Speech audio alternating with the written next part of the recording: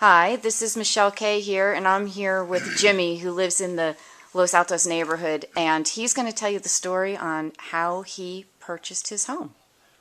Go ahead, Jimmie. Thank you very much. I purchased my home in March 15th, 1950.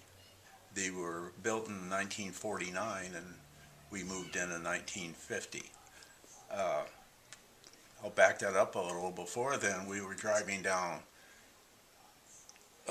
Bellflower Boulevard on a Sunday, my wife and myself, and people in those days used to go for rides in the afternoon. The gas was cheap and you didn't have television or too many, and so you could spend your time riding around the car. Nice. We were going down Bellflower uh, that Sunday, and there was a open house right here on Bellflower and Stern, and my wife saw it and she said she'd like to go in and look at it. So I parked and we went in, and the salesman said there were just a few houses left in the whole area, and would you like to see one? And I said, well, sure, let's go. And so he took us and put it in his car, and he didn't know where Radnor Avenue was, and he had to look on the map and find it. Anyway, we drove over here, and this house on Radnor was the last house that was up for sale at that time. They hadn't built any more, and the track ended on San Vicente and Stern Street. Okay. Well, we walked in, and it was a 2-bedroom, 1-bath, 890 square feet, the whole house. So we looked at it, and he said, do you like it? And my wife thought, oh, it's nice, let's get it. So we drove back and went in his office, and he got our name and where I worked at the time, and drew up a little paperwork and said he had to have $100 down to pay for escrow and impounds and the bank fees. And I told him I did not have $100. And he looked at me and said, well, wait a minute. And he figured it again, and he said, I got to have $50 down and you can move in. And I said, I don't have $50. And he said, boy, I don't know. And he started figuring again, and finally said, I got to have $25. It takes that to go through the escrow and the banks and all the fees and everything else. It's going to cost you $25. I can finance the rest of them, and you can just pay it. And so I told him I'd try to get back Monday and with the $25. And he said, you have to be back here at 5 o'clock. I'll hold it for you until then. So anyway, I went to work and asked my boss for $25, and he didn't want to give it to me. He just, that was a lot of money. That was half a week's pay, and he just didn't want to give it over. Yeah.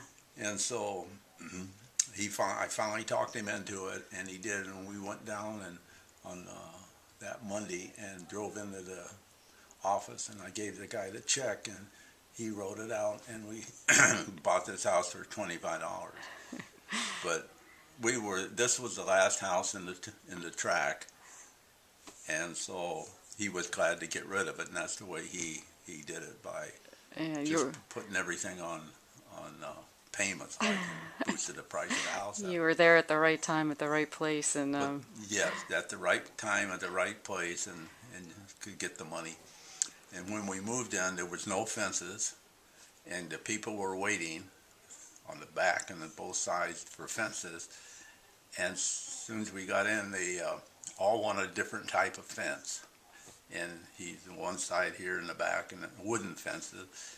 And so I said, okay, go ahead. And the fence guy come over, and I said, can I finance it? And he said, oh, sure, we'll just write your name here. We can finance it. So we did, and he got the fences up, and that made all the neighbors happy. And we moved in, and it's been a real nice home. Yeah, you've added on a lot since you've been here. It's a lot bigger than your original 890 square feet now, huh? Well, we added on 3 times. first time I built a garage in the back. I had room. And when they built these homes, they didn't lay them out in rooms for each house to have a garage or to have a driveway going through. And so they just built them. It seems like they were just here and they went, and the house next door doesn't have room. I had room, and the guy next door had room, but from there on, it's just you just not wide enough to get in. You have to have an 8-foot driveway to. So they didn't come with garages unless it was a built into the house. They didn't come with a Right, they garage. were all built in. Oh, it was built into the house. Yeah, it's just like my daughter's house across the street. Okay. She's original, and it's. I see. So you took the part of the garage, made part of the house, and put a new garage in because you had the room to get back Because there. I had the room to do it. I see. So- I gotcha. So it all worked out real wonderful. Yeah. So bean fields were everything north of, or north and east in here? North of Stearns was Bacon, and it was just the bean fields, all far as you could see for miles, I suppose. And if you went on the other side of San Vicente, there was a road block in the road. The road ended. It was a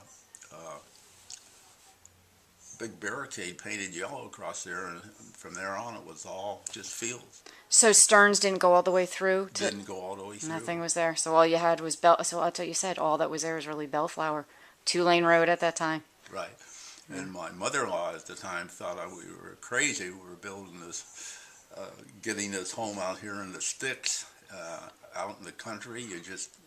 It'll never be any different. Don't ever buy out there like that. Buy in the city of Long Beach. And so Oh, how funny. And where did your mother-in-law live?